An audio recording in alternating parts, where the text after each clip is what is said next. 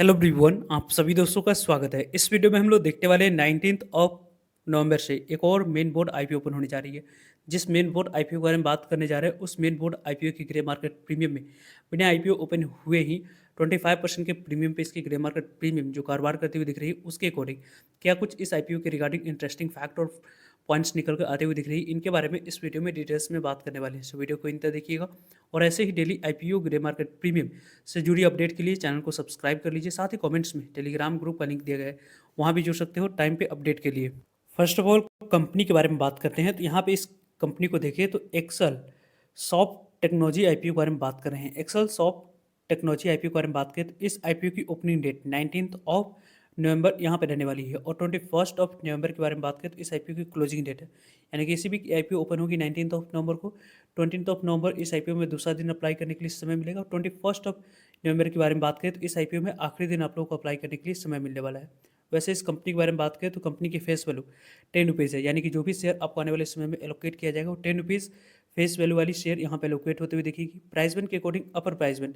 120 रुपये रखी गई है। इसी अपर प्राइस बैंड 120 रुपये पे 125 इक्विटी ऑफ शेयर यहाँ पे आपको अप्लाई करते समय सिलेक्ट करनी होगी, तो जाकर आपको इस आईपीओ में अलॉटमेंट आने वाले समय में मिलने वाली है। कंपनी की फ्रेश इशू और ऑफर फॉर सेल दोनों की कॉम्बिनेशन है इस कंपनी की इशू साइज में, क्योंकि 500 करोड़ की कंपनी की टोटल इशू साइज रखी गई है, यानी कि जो भी पैसा कंपनी रेज करी उसमें से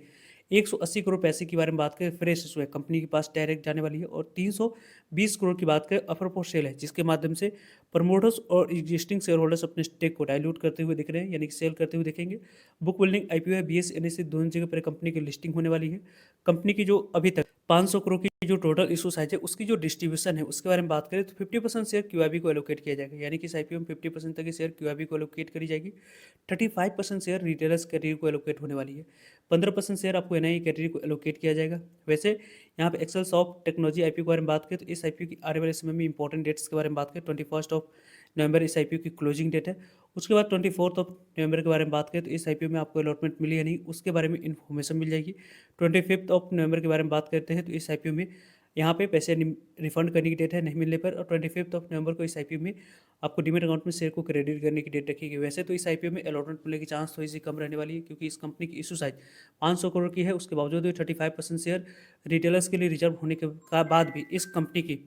यहाँ पे इस कंपनी को देखें तो कंपनी में आपको अलॉटमेंट मिलने की चांस थोड़ी सी कम रहेगी, तो उसको बढ़ाने के लिए प्रत्येक फैमिली मेंबर्स के डीमेट अकाउंट से एक एक लॉट यदि आप अप्लाई करेंगे तो अलॉटमेंट मिलने की चांस आप लोगों की इंक्रीज होते हुए दिख सकते हैं। कंपनी की जो टोटल यहाँ पे इस आईपीओ में मिनिमम एक लॉट अप्लाई करने के लिए कितने अमाउंट्स की यहाँ पे रिक्वायरमेंट दिख रही है, तो 15,000 अमाउंट्स की यहाँ पे रिक्वायरमेंट है। स्मॉल एच एन आई की बारे में बात करें तो लगभग इस आईपीओ में अप्लाई करने के लिए यहाँ पे 2,10,000 अमाउंट्स की रिक्वायरमेंट है। बिग एच एन आई की बारे में बात करें तो 10,05,000 अमाउंट्स की यहाँ पे रिक्वायरमेंट दिख रही है। कंपनी की बात करें तो प्रमोटर्स की होल्डिंग प्री आईपीओ से पहले 94.60% थी, अभी 59.09% की होल्डिंग इस कंपनी में प्रमोटर्स के पास अभी भी रहने वाली है। यानी कि इस कंपनी की होल्डिंग के बारे में बात करें तो प्रमोटर्स की होल्डिंग इस कंपनी में स्ट्रॉन्ग दिख रही है और स्ट्रॉन्ग रहने वाली भी है। कंपनी की ओवरऑल यदि हम लोग डिस्कस करते हैं तो लगभग यहाँ पे इस कंपनी के बारे में बात करें तो कंपनी की फाइनेंशियल हेल्थ को देखें तो फाइनेंशियल हेल्थ में कंपनी की FY23 की डाटा दी गई है, FY24 की डाटा है, 25 की, 26 की यहाँ पे 3 मंथ की डाटा दी गई, यहाँ पे 12th मंथ की, यहाँ पे भी 12th मंथ की, यहाँ पे भी 12th मंथ की डाटा कंपनी के द्वारा अवेलेबल करवाया गया है। कंपनी के एसेट के बारे में बात करते हैं तो कंपनी के एसेट पहले यहाँ पे 436 करोड़ के पास थी, यहाँ पे कंपनी के एसेट घटकर यहाँ पे 421 करोड़ के पास हुई, 470 करोड़ के पास, और अभी आप लोगों को 478 करोड़ की मामूली सी कंपनी के एसेट में इंप्रूवमेंट दिखी है। कंपनी की ओवरऑल यदि हम लोग रेवेन्यू के बारे में बात करें, यानी कि कंपनी की इनकम किस तरीके से कैसी ग्रो कर रही है, तो पहले यहाँ पे 198 करोड़ की कंपनी की रेवेन्यू थी, 201 करोड़ के पास दिखी थी, यानी कि मामूली से रेवेन्यू में जंप यहाँ पे कंपनी ने दिखाया था। कंपनी के 25 में 249 करोड़ की यहाँ पे कंपनी की रेवेन्यू हम लोग को दिखी, और अभी आपको 60 करोड़ के पास कंपनी की टोटल इस Q1 में कंपनी की रेवेन्यू दिख रही है। कंपनी की ओवरऑल प्रॉफिट के बारे में बात करें, टैक्स देने के बाद कंपनी के पास प्रॉफिट कितनी बच रही है, तो पहले 22.5 करोड़ के पास थी, वो घटकर यहाँ पे 13 करोड़ के पास हम लोग को दिखी, यानी कि कंपनी की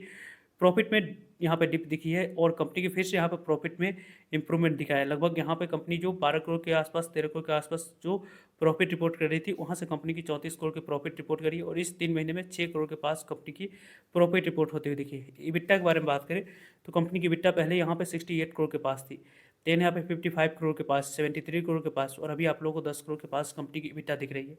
कंपनी की नेटवर्थ के बारे में बात करते हैं तो कंपनी की पहली नेटवर्थ यहाँ पे किस तरीके से थी, 278 करोड़ के पास थी, देन यहाँ पे 297 करोड़ के पास, 371 करोड़ के पास, और अभी आप लोगों को 336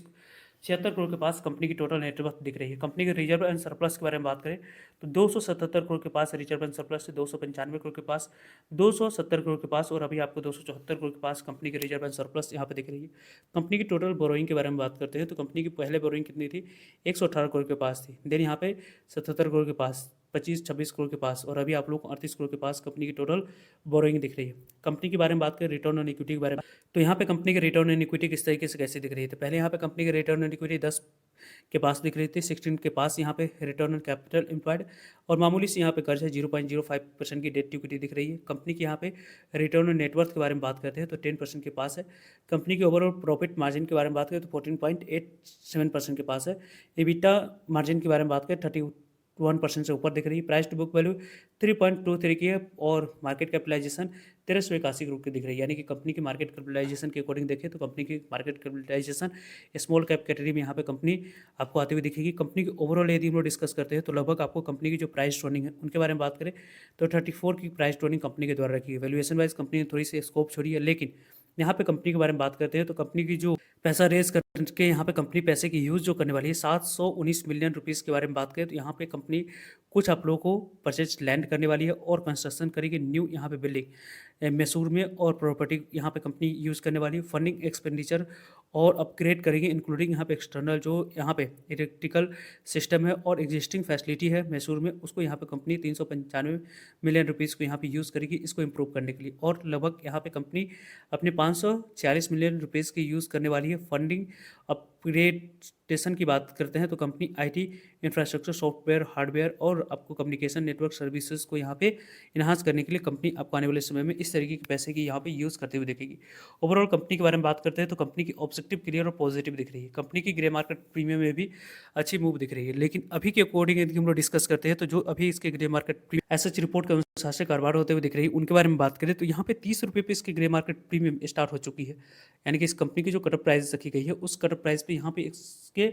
जो यदि हम लोग डिस्कस करें तो इसके 30 रुपये पे ग्रे मार्केट प्रीमियम स्टार्ट होते हुए दिख रही है, जो कि एक अच्छी ग्रे मार्केट प्रीमियम आप लोग कह सकते हो। इस अच्छी ग्रे मार्केट प्रीमियम के अकॉर्डिंग यदि हम लोग डिस्कस करें तो इस आईपीओ में यदि हम लोग बात करते हैं तो अलॉटमेंट होने की चांस थोड़ी सी कम रहने वाली है। तो इस आईपीओ की यदि हम लोग डिस्कस करें तो फर्स्ट ऑफ ऑल जो फैक्टर हम लोग को निकल कर आते हुए दिख रही है, इन फैक्टर में यदि हम लोग डिस्कस करें तो यहाँ पे आपको थोड़ी सी वेट एंड वॉच करनी चाहिए। थोड़ी सी वेट एंड वॉच करके यहाँ पे इस कंपनी में आपको ओवरऑल यदि हम लोग डिस्कस करें तो इस कंपनी की आपको ग्रे मार्केट प्रीमियम जो 25% के पास दिख रही है उस 25% की ग्रे मार्केट प्रीमियम के अकॉर्डिंग आपको अच्छे लिस्टिंग मिलने की चांस यहाँ से बनती हुई दिख रही है, क्योंकि इस कंपनी की कटर प्राइस 120 पे रखा गया, 120 पे 30 पे की गेन,